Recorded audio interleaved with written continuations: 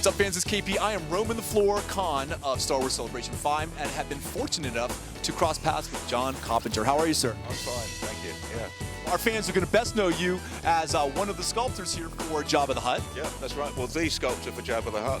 There was a crew of 6 of us building the guy, and I was the clay mechanic. I did all the clay work on him. And in addition to other well-known characters.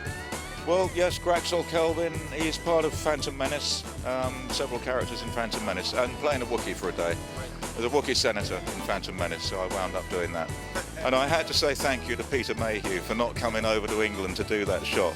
I was the tallest guy in the workshop, so I practiced the Wookiee growl, doing the frightening people in cars on my motorbike, practicing it.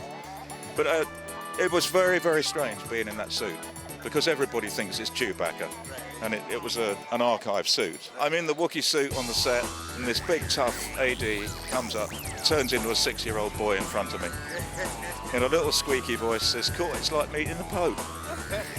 Well, as the clay sculptor for Jabba, you know, I would assume that it is wonderful to hear such accolades and to have so many people be a fan of your character. Yeah, so it's extraordinary, because I mean, this guy was just a little maquette that we got from Industrial Light and Magic, and then he's 15 foot long and 6 foot tall. We make him work, and suddenly he's world famous, you know. But there's much more interest now in how things were made. It used to be secret, you know, it's all magic. Nobody's supposed to know how it's working, but nowadays people want to know. So the techs and the background guys do get a look in. But we're lucky in creature effects, because now and again we actually play the part. And in the case of Jabba, I was operating the eyes on radio control. So I was actually part of the performance, you know. It takes quite a team, from what I understand, to fully bring Jabba to life. It was actually, we figured about 8 people in him at one point. There's 3 people inside him. There's Toby Philpott on the left arm, David Barclay on the right arm, Mike Edmonds, who's a dwarf, to fit in this tiny space we had to operate the tail. There's about 3 of us underneath and 2 of us out front on radio sets. So how is it to be inside Jabba the Hutt? Well, it was cool. We knew Star Wars was big. I mean, it was the 3rd Star Wars, okay? We'd been working on Dark Crystal together, me, John, Dave. So Dark Crystal was sort of demonstrating the same kind of characters, the same kind of thing. And Jabba, again, is sort of similar.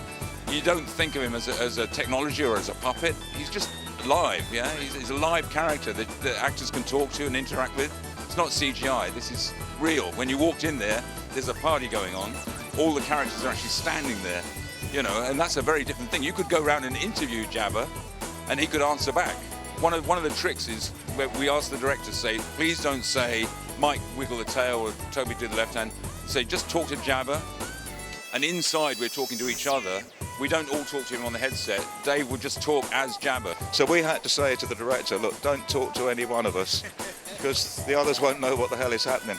We said, look, imagine you've got Marlon Brando there, or somebody, and you say, Jabba, I want you to look angry, and then we would work on it, and he'd go, yeah, something like that. Can you make it bigger?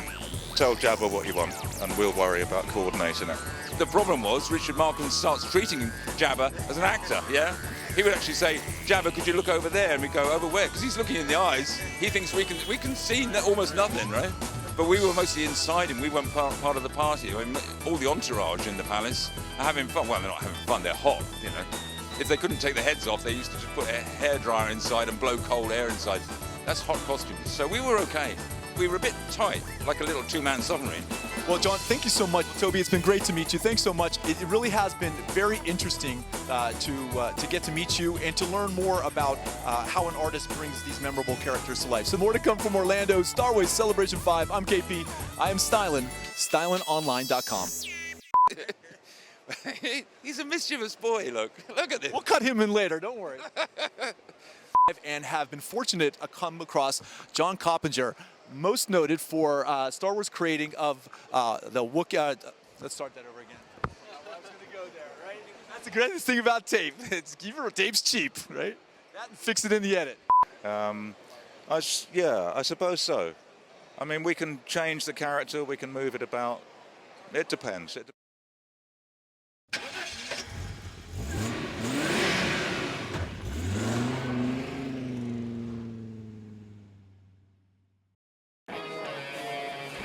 Battlestar Galactica. Batman. Serenity. Boba Fett.